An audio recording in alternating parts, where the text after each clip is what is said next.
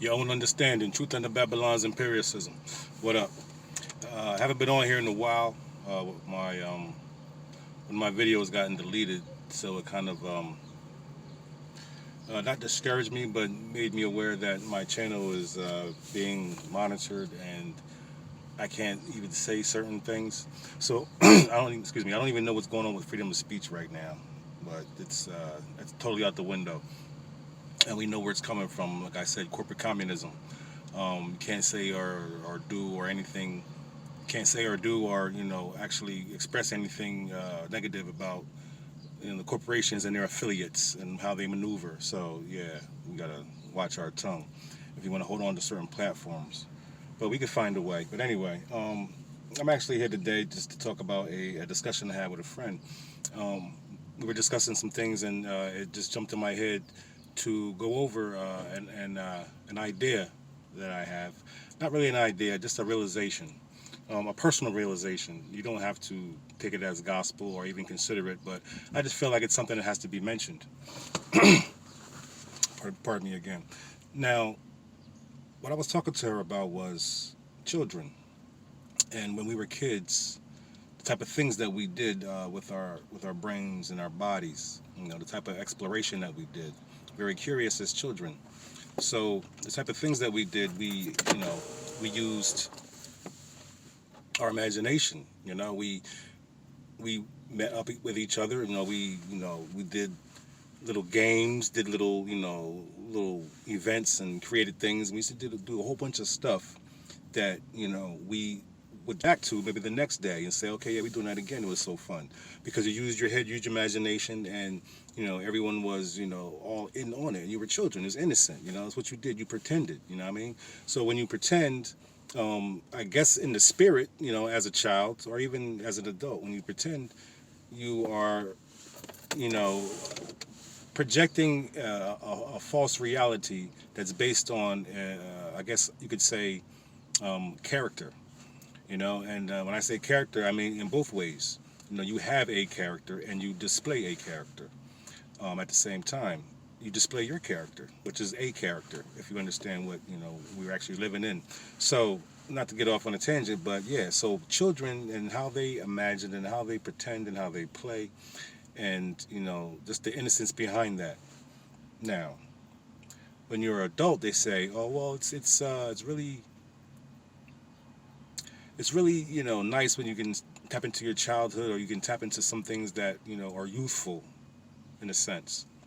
They say it's refreshing and things like that. They celebrate it, and excuse me. That's understandable. It's understandable that you want to be what they call happy, go lucky, and just free with your projected spirit, with everyone else, and that's fine, But you have to understand, we as adults have a responsibility to number one, the earth, which keeps us alive, and number two, our children. Our children are special, and that special time period is a special time for them. And if we do not help to develop our children, then they will end up growing up living and pretending without actually doing.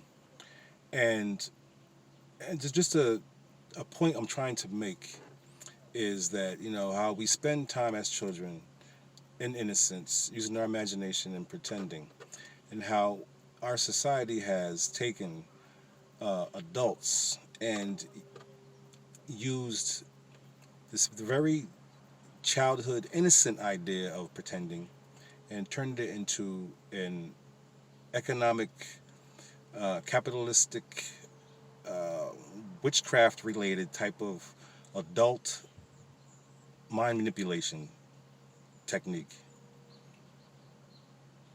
So yes, you have adults pretending, and they get paid a lot of money to pretend. They get paid a whole lot of money to pretend. Um, when they decide that you're going to be one of the great pretenders and you're going to be a household name because you pretend so well. And when I think of the moments that we spend here in our lives, I don't refer to it as time. I refer to them as moments because moments are constant. They describe momentum, moving, which is constant in one direction. You can't go backwards. You can go forward, but not as far as what your reality can perceive. Or should I say, only as far as your reality can perceive or you can perceive. So therefore, there's no past and there's no future. The past can only be remembered through memory and visited through your spirit and your ability to project and pretend. As far as the future is concerned, unless you are a clairvoyant, you'll never physically step foot in the future. But you might have an idea of what may transpire in a certain kind of way, for a certain moment or a certain series of moments. But that's about it, though. So we basically have conditioned our society to celebrate the great pretenders, while everyone is pretending right along with them for free. And the moments that we spend paying attention to these pretenders and the amount of money, I guess you can call it synthetic resource, that we spend on watching these great pretenders.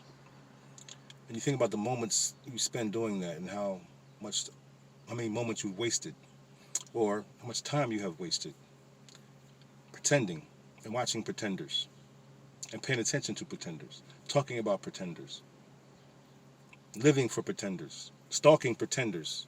These motherfuckers are pretending. And they're not even pretending because they all have scripts. So if you have a script, then you're not pretending. You're not using any kind of artistic resonance. You're using witchcraft. So I think people really need to kind of step back and pay attention to what they accept in their lives, because we are adults now. They want to keep us like children. They want to keep us adolescent in the mind. And this is why all these things are able to happen, because we're children following pretenders.